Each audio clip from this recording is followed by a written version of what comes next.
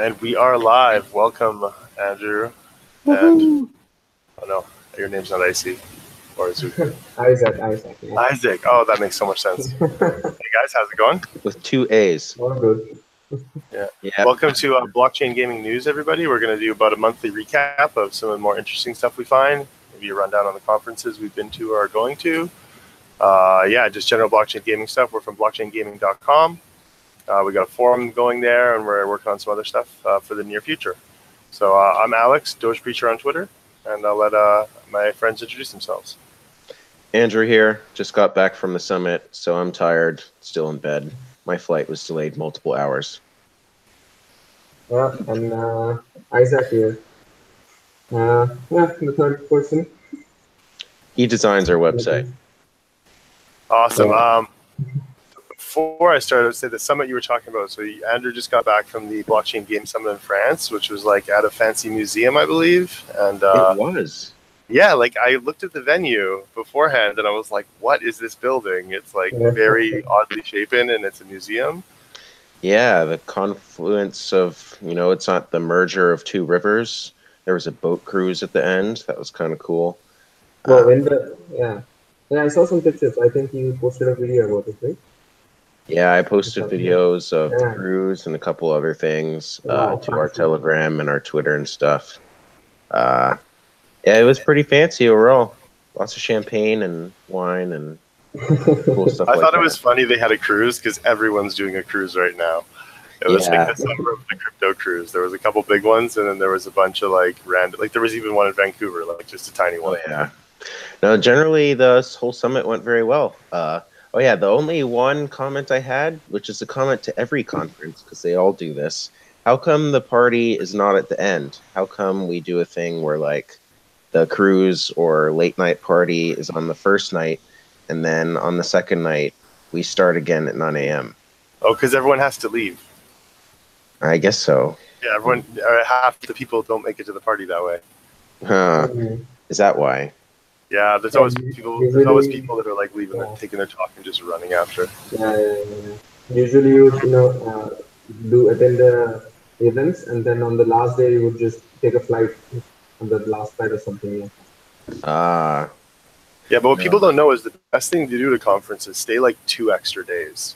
Because like during the conference, you're kind of listening to people, and like most of those things, people just go to network anyway. So like the real thing is to make some friends locally and then stay for a couple days and just like, get to know the area and then like really meet people. Mm-hmm. Yeah, we met some cool people, or I did, if you guys didn't make it. But on your behalf, there's also some other blockchain gaming outlets out there. We all took pictures together and made friends. I think they like our content syndication idea. There's a cool little community forming. It was all very friendly, so that was fun.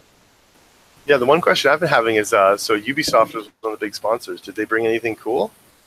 Oh yeah, I took a video of that too. They had a demo of a game they made internally. Yeah, actually, I saw that on your Twitter. They put it on a private blockchain, although it's an internal demo, so they didn't want anyone to see it anyway.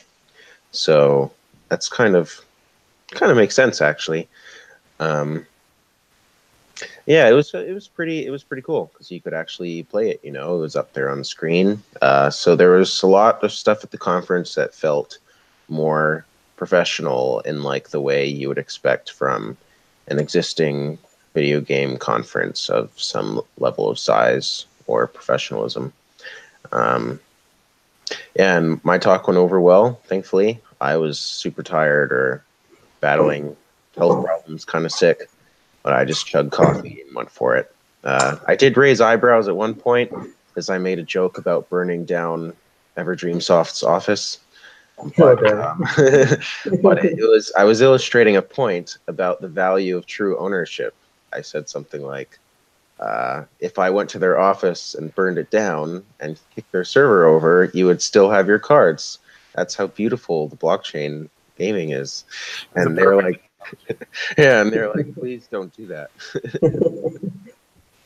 Yeah, one of the things interesting you said about the professionalism is like right now, like in blockchain games in general, it's like so shady. Like it's people with just an idea that have way too easy access to like JPEG sales. So they're like getting all this money and making like nothing or something terrible. Like one of them shutting down is a little further thing I want to talk about. One of the IJOs, the initial JPEG offerings. Yeah, but it's not just we are talking about gaming, right? But I think in the crypto space, a lot of these ICOs, even it's the same with them, right? Like they are not giving giving some products or making some products from what they raised the money for. Well, yeah, that's ICOs in general. Yeah. Yeah, they're getting worse with the gaming phase. So you guys didn't raise enough, or what? Yeah, I'll get to that in a little bit. The next one I wanted to touch on is, so we had our first live event, me and you, Andrew, in Vancouver. We streamed it, but I wasn't happy with the audio quality, so I'm going to make sure that gets fixed for next time. And yeah, I think both you guys should turn your mics up.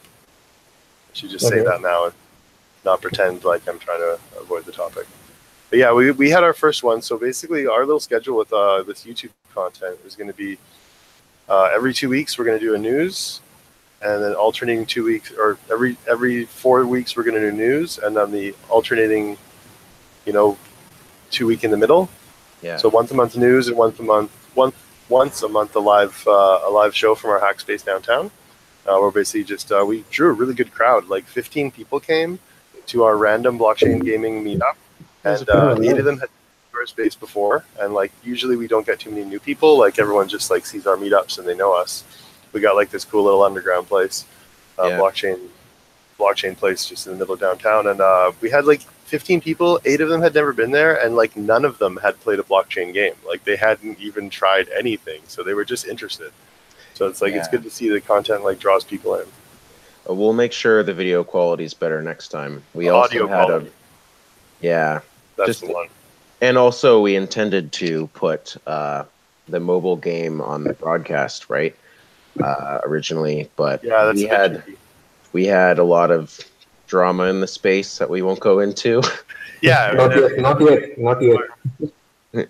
But essentially, we dealt with a dramatic incident that took up our time and bandwidth. And next time will be better. Next time we have Pogs, hooray! Yeah. Our next one 2 weeks from today, so on October the 12th, we're going to be doing Pogs on the blockchain. Or super cool. Half on the blockchain, half in real life. So yeah, that's interesting because now this is the first physical blockchain game asset.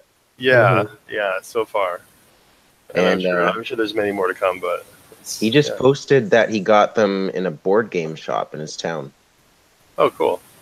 They agreed to carry his, I don't know if they take crypto, but they are selling his Pogs. Oh, good enough, dude. That's a start. Yeah, so he'll be in town, and that'll be our next broadcast. So today we're going to continue talking about the news. One more conference thing is I was accepted to speak at the on the gaming panel at Blockchain Northwest. Hooray! Oh, nice. Yeah, it's on October 16th, and then the guy who runs that, Justin, he was just happened to be coming through Vancouver, so like I managed to meet up with him. I'd already been accepted, and I was like, hey, I just got accepted on your panel, and then he's doing a conference up here in the end of November, like 26, 27. So I think my day job company is probably going to end up sponsoring that one. Yeah.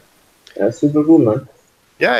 It was it's my first time speaking in America, so makes sense. A little hop down the border. Yeah, that's October 16th. So if you're anywhere near Seattle, come watch me talk about blockchain games. And yeah, Proof of Authority is going to be on the panel, and that's like my favorite current like scaling sidechain for gaming thing is Proof of Authority. So they're one of the sponsors, I think. So but good hanging out with those guys. If you're in Vancouver, come to our Pogs event. He has free Pogs for you. He's bringing a bag of them. If you're in Vancouver, come to more of our events. Decontrol Van on meetup.com. But this one has free Pogs. Yeah. Most of them don't have free anything really. Yeah. Free education. Yeah. Woo. What else should we talk? Oh yeah, Mega Cryptopolis. There seems to be a lot of games of this nature now, where they have you communally build a city on Ethereum, and the plots have value, and people can rent them out. Don't you feel like you've seen more than one of these now? Real estate on blockchain. Yeah. Mega Cryptopolis launched. Well, I was in France while it launched. I actually didn't catch up to see how it went. Hopefully, it Yeah, I didn't think crash or I anything. looked at that site this today, and I think they have. It was before, they released it today, but it was from before where people could actually buy lands and then also make those buildings already. There's something like that. Yeah. Yeah. Ooh, I saw another one. Now I'm kind of totally changing the subject. I'm getting the game up on screen. I had to sign up. I hate when they make you give them an email. There's this other game that was similar in genre to this, wherein it's a decentralized city builder. I think, what was it called? ETH Rush? I think it was ETH Rush. Oh, the tower one? No, I don't think it was a tower. It was a mining one. Maybe I'm mixing it up. I need to confirm that. But what was interesting about this one was that kind of like, remember how in SimCity they had a thing where you could play The Sims inside your SimCity? It was like connected like that. They're doing a similar thing where the city builder is actually a mining colony builder, and you can rent the plot and build it and grow it, blah, blah, blah. But the people who actually mine it are other players playing a different game connected to that game.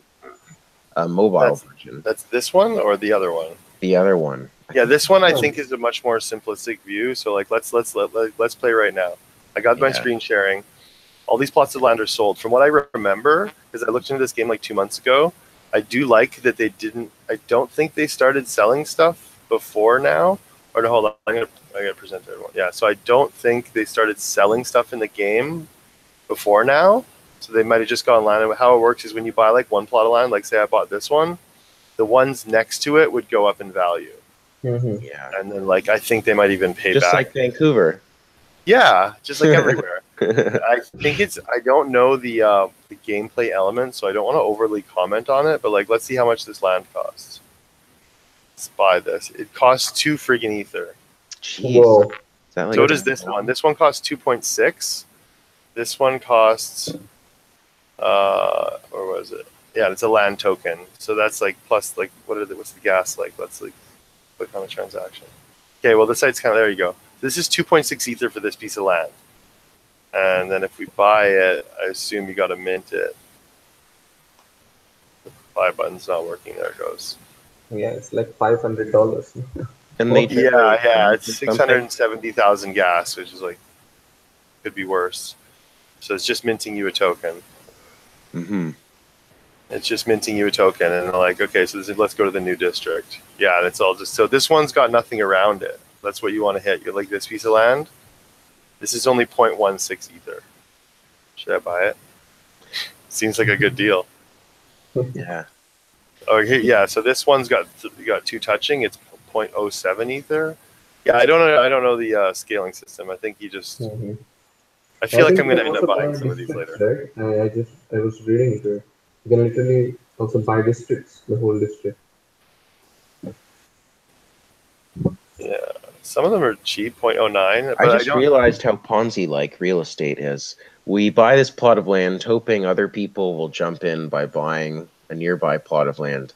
I could cash out by selling, and if I do so first, I drive the value back down. It's a security token. That's all. That's all I'm hearing. I didn't say that. Wait, we don't want to ruin this for them. No, I mean land in real life is a security token. Oh.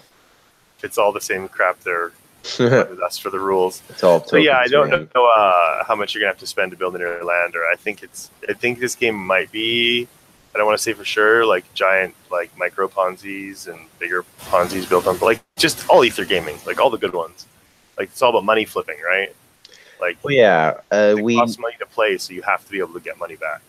Yeah, we need to hope that other people will build plots near our plot, and then our rent value will, yeah, what you said. I think right when they buy the plot, like if I were to buy this plot, like screen stuff sharing, but if I were to buy a plot next to another one, I think I remember something about like part of the money that would go to him. Like if I built the one who already owns the plot, yeah. Yeah, so it's something like that. But apparently you can also build on your land. It starts in 11 days. Again, warning to everyone, don't try and make money off blockchain games. Yeah, that's a fair warning. Yeah, play them. Or don't. It's also high risk. Well, do. Yeah, do, but just know what you're getting into. What is Chain Monsters? So Chain Monsters, I'm gonna load that up right now. It was so Chain Monsters is gonna get they killed this version. They killed the online version of the game, but it still shows a site. You'll get an exact idea of what it is as soon as I click the share button here. It is not a ripoff of anything, I swear. Chain Monsters. Yeah, it's so this game was like not like Pokemon. yeah, not at all. Not at all. This game, there's also Ethereumon, which is different, which is just a battling game. This one, Chain Monsters, was like just an adventure game. Like, jeez, it does look like Pokemon. Oh, it's literally Pokemon. Yeah, sorry for giving away your secret, Chain Monsters. I hope they don't ever bring this video up in court.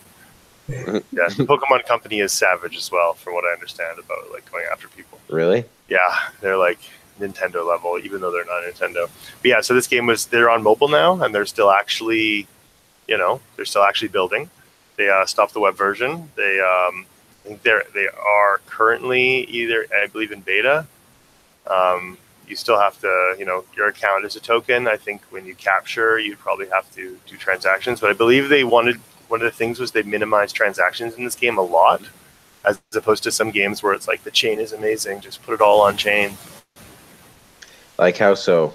Like I've heard some will just commit the transactions later, or well, like in this game, so like once you get your dude, you're just your dude, right? And you're walking around, and you're not transacting with anything. And then maybe you like fight a bunch of monsters and gain experience. Okay, but then eventually you level up. So the level up would be the transaction. Or like you're eventually like you eventually have enough monsters you can choose one to catch. Like I feel like I don't remember. There's a lot of games that I've touched them all, but I don't always go deep. But I feel like one of the things this game was doing was trying to minimize transactions, whereas Ethereumon is much like Etherbots, where it's like a lot of on-chain stuff. Like you got your 3 tokens, 6 tokens fight 6 other tokens, and then they like gain experience. Like when you gain experience, you level up, and I'm not sure if you gain experience every battle or if you claim it all at once. The claiming it all at once would save you so much gas. So that's what, like, as these games progress, they're just kind of switching their thing. But the reason this was news, is because they also just launched a platform. So this is going to be like a Steam-like platform, as you can see by the rip-off picture right here. Oh my. These guys are great at coming up with their own ideas. it's like a decentralized Steam-like platform? No, it's a blockchainized Steam-like platform. Yeah, exactly. So it's good. It's needed. So their arguments are we're going to take 4%. It'll basically be like your Steam library on the blockchain. Yeah. So one thing I got to say as a recap from the conference, which is something I pointed out during my talk, was that there's still way too many platforms relative to the number of games. The scenario we're at here in blockchain gaming, imagine there were 30 consoles, like a Nintendo, an Xbox, PlayStation, and then 20 more, and each of them had one game. That's kind of where we're at the moment, in that the ratio is untenable. We're going to see a massive attrition rate. It's going to be just hugely competitive. All these, probably most of them won't make it. Yeah, I think this one focuses more on just like proving ownership of the games on chain. So they'll take a 4% fee instead of like the 30 that Steam takes. I'm assuming they're talking about Steam, because that's the one that they'd be going after. And then you basically, instead of having to log into Steam server and prove you and then download the games from them, I guess these guys will serve that, and you just have to prove you own the account with your MetaMask. So it's just basically like a registry of what games you own on the Ethereum blockchain, or hashed onto it somehow. And then it lets anyone set up like a storefront for 1%. Stuff like that. Yeah. Like it just seems like more of a distribution platform and not just for blockchain games. Yeah. Well, there was a booth at the conference doing exactly the same thing. I'm not surprised.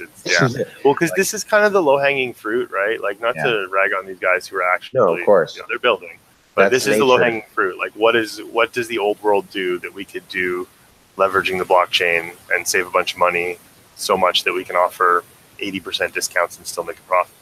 So that is the low-hanging fruit, but it needs to be made. I mean, what I meant was that, when I say there's going to be a huge attrition rate in these platforms, that's not their fault that there's so many of them. They could all be good platforms, but there's just not room for that, and that's going to be almost sad for a lot of the good ones, like, if you know what I mean, because there can be as many games developed, there can be thousands of games in the world without stepping on each other's toes too much effectively. But the converse is not true for how many Steams exist. One. Steam, yeah. The other thing about it is that, like, a lot of the scaling platforms, like Proof of Authority, Loom, and then a few other ones, like State Channels, like a lot of them, like they got to get people to commit to them early. Like Engine did a good job of getting a lot of game companies to commit to all buildings. That's another one. Engine's a game platform on the blockchain. Like Loom Network. Proof of Authorities, other stuff, also games. They're moving fast. A lot of people are going Engine. Yeah, I know. They're good people too. Engine Coin sponsored Dogecoin. Only good people will sponsor a Dogecoin. Oh yeah. I was talking to him a bunch. We might try to do for next CoinFest. We might try to do a mass blockchain wedding. He might participate. I'm talking to him about it. I could see him doing that. You're gonna be our minister. I know. I'm already the Doge preacher. I need to get ordained. Till fork do we part. But this guy. It seems the analogy I used was Engine's kind of like the Xbox in that it was a bit late to the game in the platform wars, so to speak. The others, like Spells Genesis, is with BitCrystals and Nexium and Game Credits and Zaya. They've all been doing this for a while. But Engine showed up with. They just hit hard, hit fast. They had a war chest of funds and a good outreach to third-party developers to convince them to build on their platform. Just like the Xbox. If you remember, at first we were all like, "What? Microsoft makes consoles now?" But it worked, and they pulled through, and now they're in one of the big three. Well, I think one of their approaches too was a lot of the Engine Coin distribution. So I know they did an ICO, right? Like they ICO'd a crap ton of it. Yeah. So they also kept a huge portion, like for development fund, and they literally, like, they'll give it to the developers, and that way they know it's not just getting dumped into the system; it's getting like forged into the items in the game. Yeah. Right. Because that's how the items in Engine Coin work. Like any item in any Engine Coin game can be broken back down later. So, like, when you build your items, you have to infuse them with Engine Coin, and that way it's like kind of in inherent value.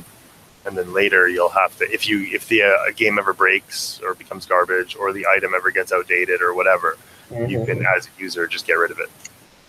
But now I have a question. I'm sorry to interrupt, Isaac. Does that mean like the value inherent of Engine infused is always the same, so I won't get more Engine years later if that item goes up in value, right? Only the free market valuation goes up. Yeah, so technically an item can be worth more as an item than it's worth in Engine Coin, but it gives items a floor.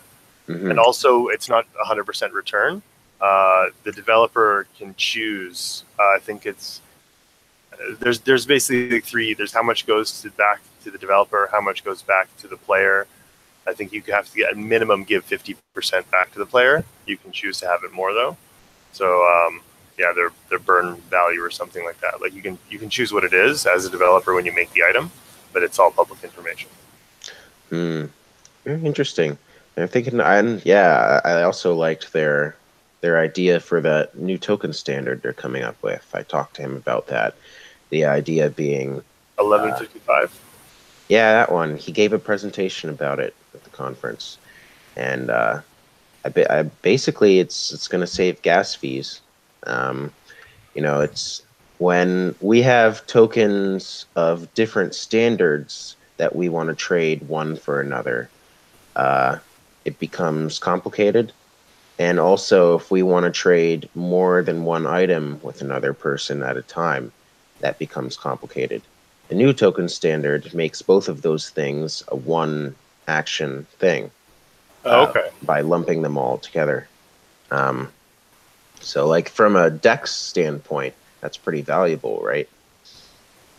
Yeah, I haven't looked into that one yet. I know I've been following 998, which is the one that Matt Lockyer from town kind of started, but like a lot of people have picked up on it, and that's the one that basically like that's a token that can own other tokens. Whoa. So like that token, you could like have a 998 could own ERC 20 tokens and ERC 721 tokens. Like it can be the owner of them or something like that. Like that's like how that one works. So that's like your CryptoKitty could own a hat or something. And then when you transfer the cat, the hat would go with it. That's cool.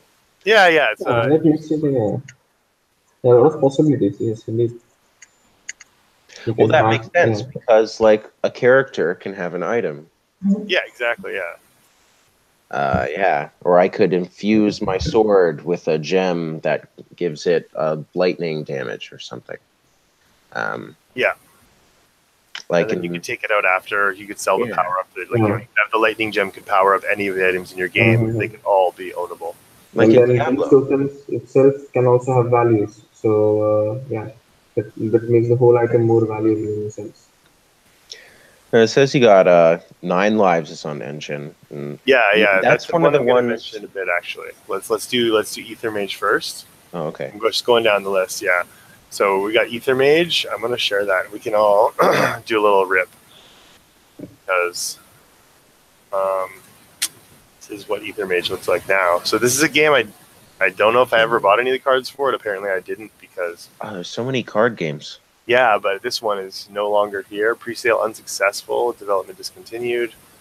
And they're refunding Ether, though. That's cool. So this was an unsuccessful initial JPEG offering. You could buy the cards. I believe this one sold singular cards, whereas the other ones, everyone likes opening packs, and I think a lot of people have realized that. So, like, Gods Unchained sells a ton of packs.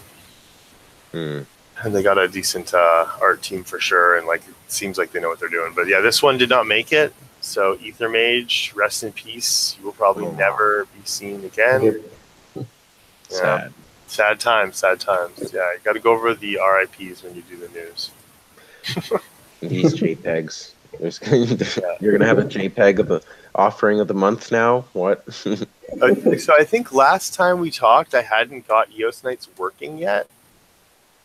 I don't remember if I had or not. Oh yeah, you were gonna test that out. I did test it out. So it's pretty terrible, but I mean it's a Gen 1 blockchain game.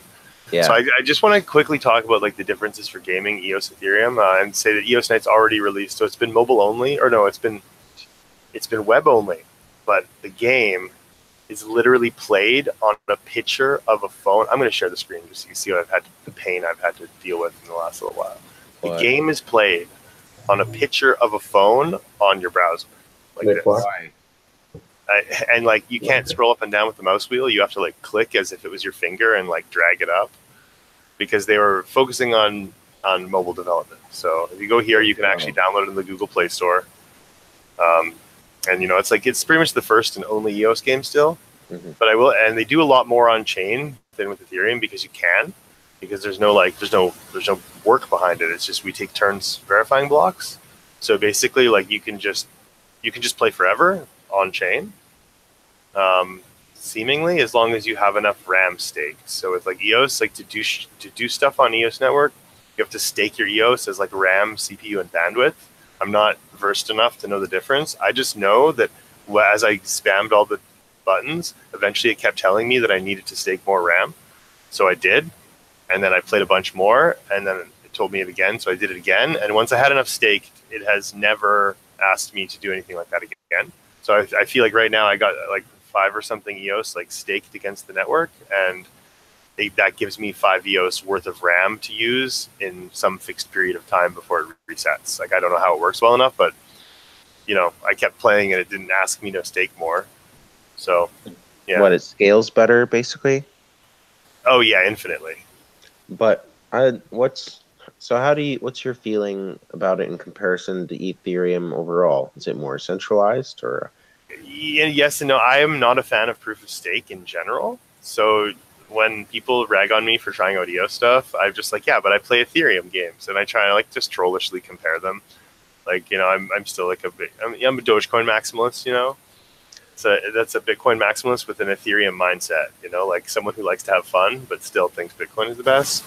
So like all these things, like they're all so experimental, and like I love playing on them, and I don't care if it's Ethereum or EOS, or I'll play a Neo game, like whatever decentralized games come up with, and like whoever tries to make them on whatever platform, I will play them.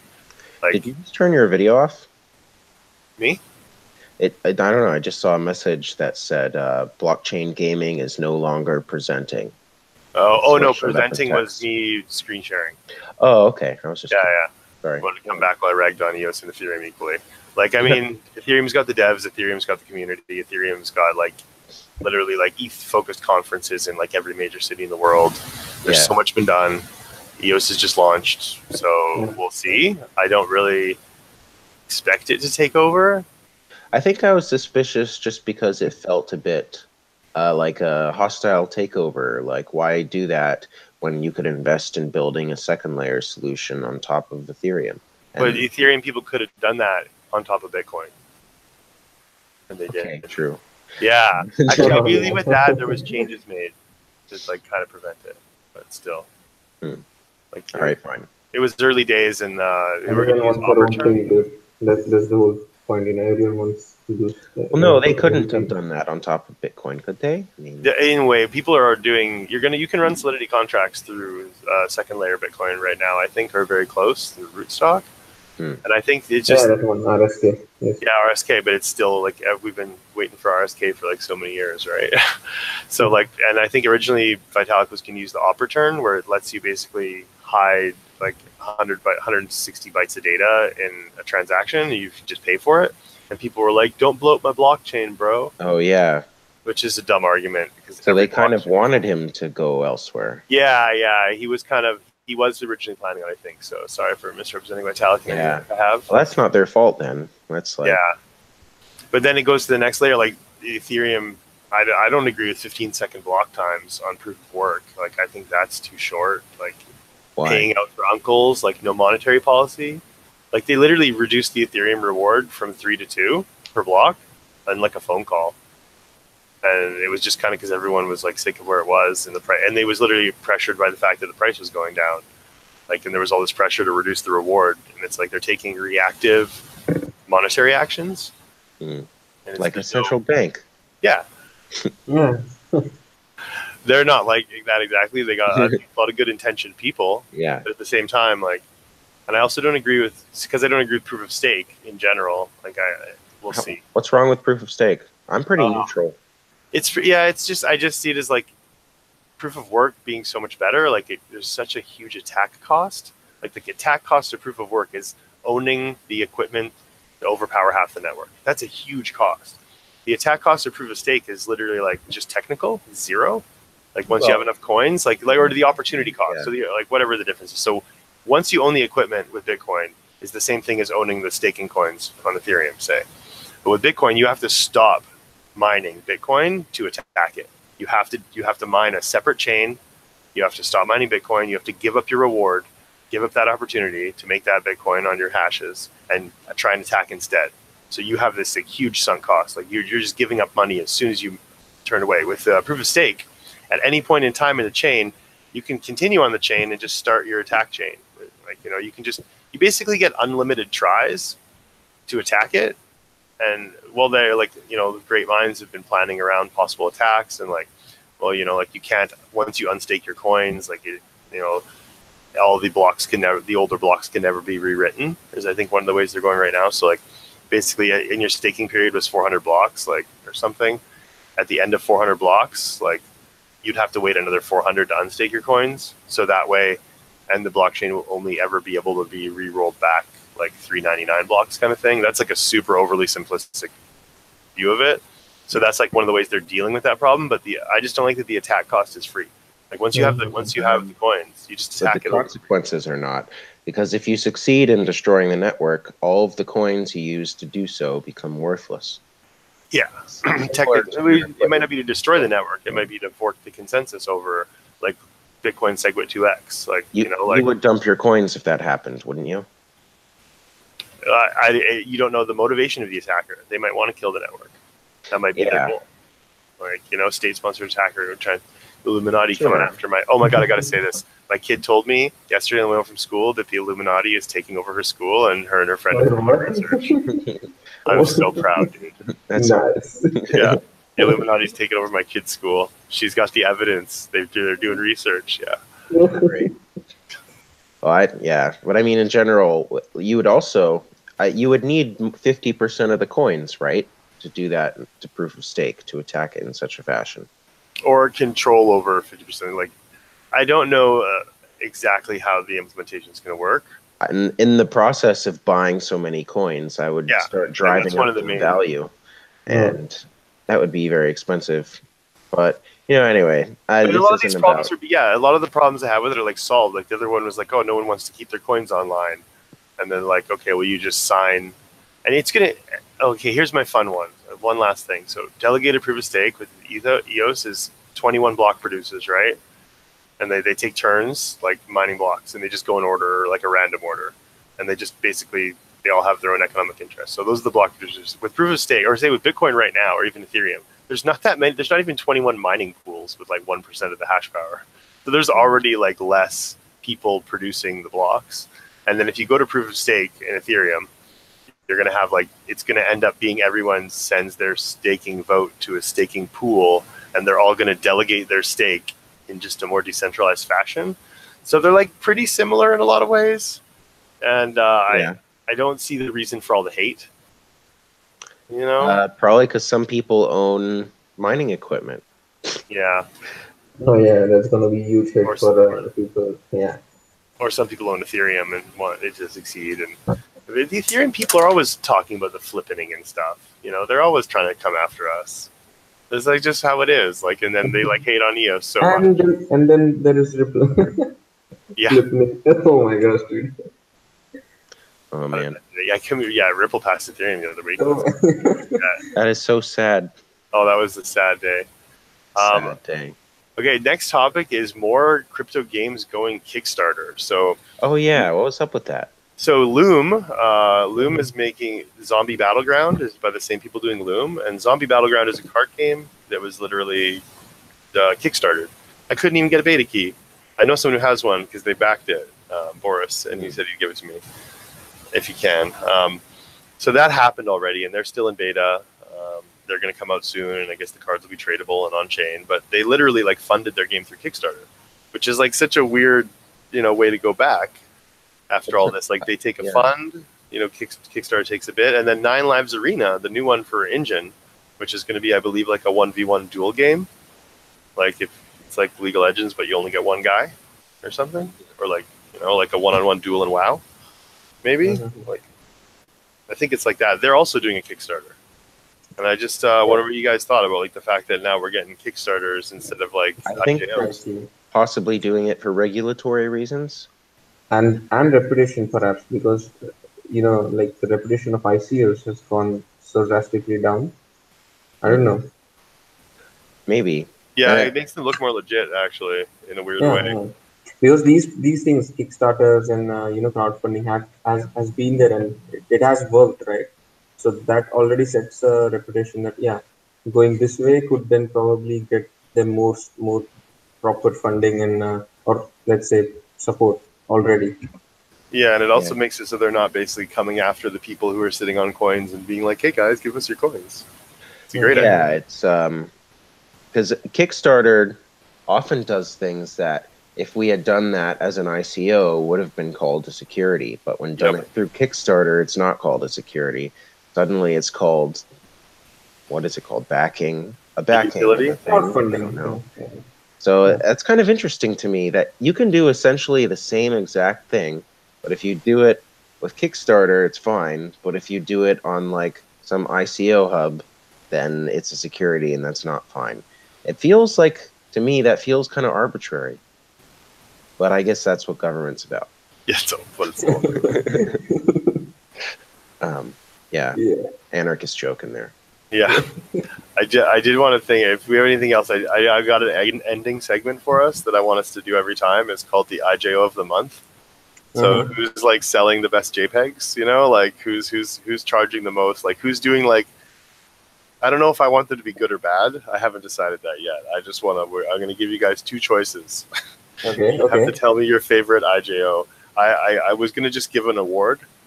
We got two things. Let me get both these sites up before I share my screen. Now I found the second one after, and it might have been Couch. Like So Couch. Yeah, they have a great company name. What? I'm curious. What? Yeah. So let me get this open. Okay, so Crypto Fights pre-sale is going on now. So these do have engine value. Is the idea. And down here. This is good. This would be good to talk about anyway. So this is how they're going about these. Like, so these are the feature items. Let's look. A Maul of Strength is backed by. Where's a good one? There's one that's backed by 2,500 engine coin for this dagger. I don't know if so I have a question. So when you say backed by 2,500 in engine coins, then that is the value you would get if you break this item down, right? Yeah. So they're still selling it for Ether. For sure. But then like Andrew mentioned that, sometime in future, if the actual value in game is higher, but you still just get the same amount of Asian coins. Yeah. So let's look at this here. Let's present to everyone. So let's look at this item right here. So they have 8 of these Mystic Short Swords of Might. They are half an Ether each. Look at this little JPEG. That JPEG is half an Ether. Okay. Yes, it looks like it's on fire and stuff, and like it's been forged, but it's that is half an Ether, and it's 175 engine back. So the melt value. So basically, when you melt it, you get that back. The cheaper stuff is 0.075 with a 7 engine value. So basically, this is our like IJO candidate here. Mystic Short Sword of Might is half an Ether, like $150, $100 or something. Oh man! Right, and you get that. The game is not out, of course. Oh, let's look. Oh, here we go. Support. Legendary. Let's look at the epics. This is much smarter to do. Okay, so there we go. These are 1.75 Ether. This one, Earthfire, doesn't even look as good as the last one. That's this guy. Let's look at the Ebony. What is this? These are these are JPEGs you can buy for almost 2 Ether each. Okay. Yeah. What is this item? I mean, I don't know. Basically, when the game comes out, it's called Crypto Fights. Okay. Like these are like items you'll use to like fight. Right. So it looks like a Prince of Persia, but 1-on-1 or something, or maybe Battle Royale. Doesn't matter because the game's not out. They can change at any time. But the only thing you can do right now is buy these JPEGs. And based on the quantity, not many people have done that because they're all at 8. They're all still at 8. So it doesn't look like anyone's biting. The IJO is really taking a hit lately. Yeah, so these are all 2 Ether each, 1.75 in the breakdown. So that's this IJO. Eventually you'll be able to fight people with them. Oh god, we got to click Legendary.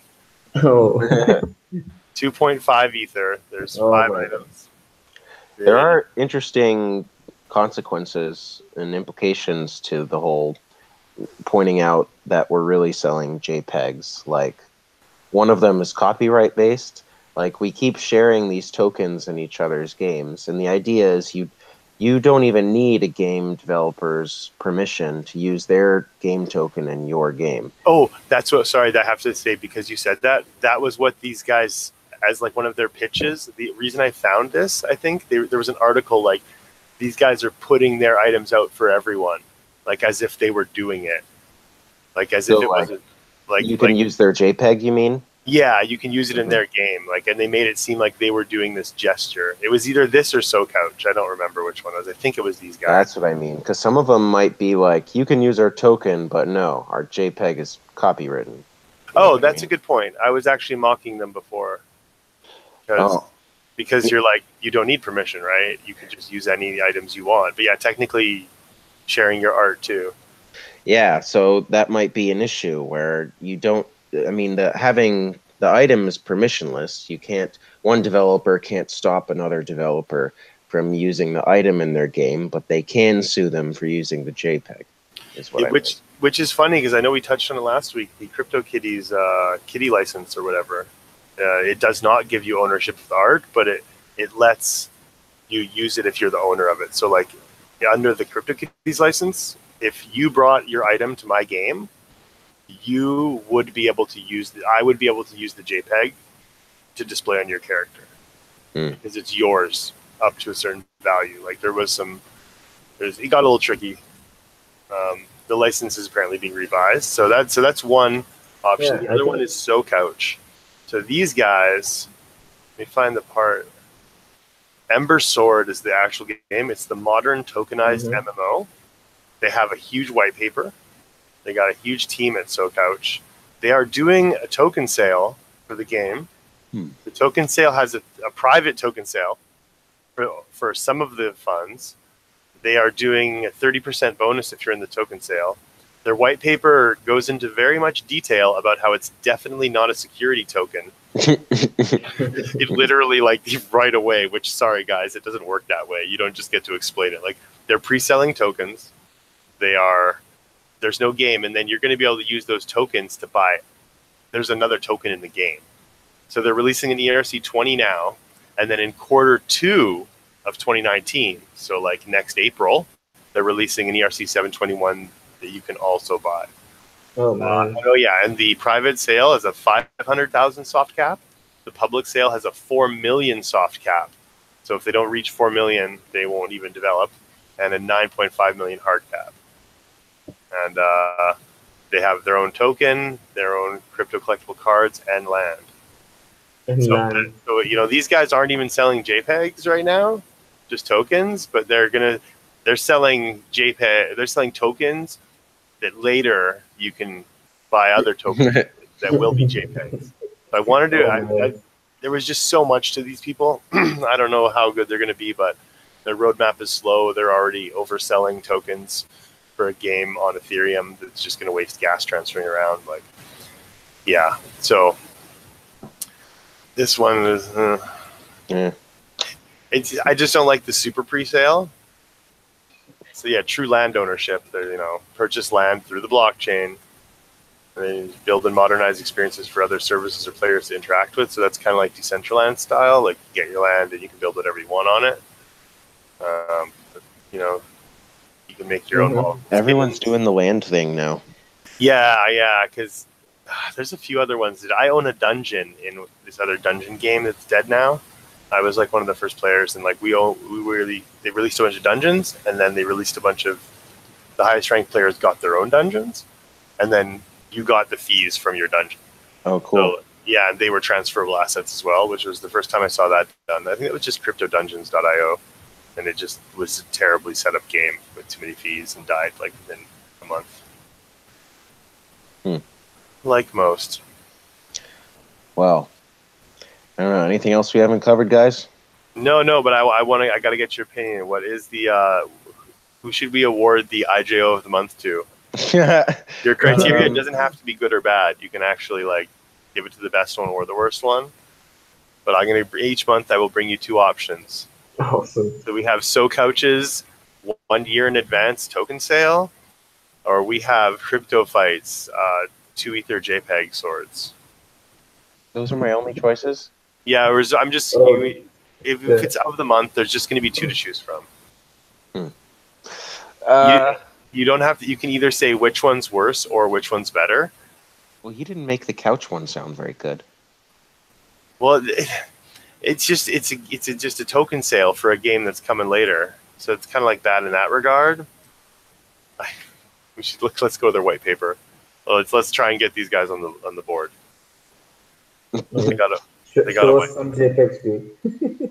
With art. That is their white paper. Disclaimer of liability. Yeah, here it is. Yeah, it's like literally like the word. Yeah, here it is. Utility right away. The use of the pixel token within the platform and game corresponds to. Yeah, these guys are trying so hard. It's not but then you said that they can buy these tokens with the tokens they are selling now. I think you can only buy these tokens now. So weird. I did not make it through the white paper, I'll be honest. How long is it? I got to this part where the table of contents showed up, and I was like, you know what? I don't think I'm gonna read this white paper. Not sure. Was Nine Lives the one we were just looking at where the JPEGs items are like infused? No, that's a similar. No, Nine Lives is the one I mentioned. They're on Engine as well. So is Crypto Fights. Nine Lives is doing a Kickstarter. Right. Crypto Fights. That's another good example. So these are two games that let's pretend they're similar, even though we haven't looked. I'm voting for Crypto Fights. You're voting for Crypto Fights? Yeah. As the IJO of the month? Yes, that is correct, sir. Awesome. Yeah, me too, actually. All right. Because they have IG. Yeah, I can see IG. Yeah, that was rigged. Yeah. I think the bigger factor is, do companies want to win IJO of the month? They might not. Yeah, these ones, they're 2.5 Ether, and you got to get to level 19 to use them, and the game's not even out yet. Damn. Yeah. So you're going to be like... There are guns, there is a gun, and there are swords, dude. Yeah, you're just going to get a gun to a sword fight. Okay. I assume these are at least tokens and tradable now. Hopefully. All right, so congratulations to Crypto Fights presale. I hope in the next 4 days and 18 hours, you sell a lot of JPEGs. But I'll tell you, as your target audience, we are sick of buying JPEGs. They're real. They're real. They're real if they're on the blockchain. Yes. Yeah, that's how it works. All right, everybody. I think it's wrap-up time then. I think, did we cover everything? Yeah, I think we kept the time good today. Under an hour is always perfect. And we're sorry for the late start. That was 100% my fault right here. Yeah. And for the next one, 2 weeks from today, but in the evening instead, depending where you are in the world, it'll be about 5 hours from now, plus 2 weeks. We will be doing Pogs on the Blockchain at a live meetup from our hackspace downtown at Decontrol. Yeah, and we hope you'll. We're going to broadcast that. And if the audio is not great, I am the one you blame. Yeah. But Alex, remember the name. Yep. All right. Sounds good, guys. We'll see you in 2 weeks. All right. See you guys soon. See you.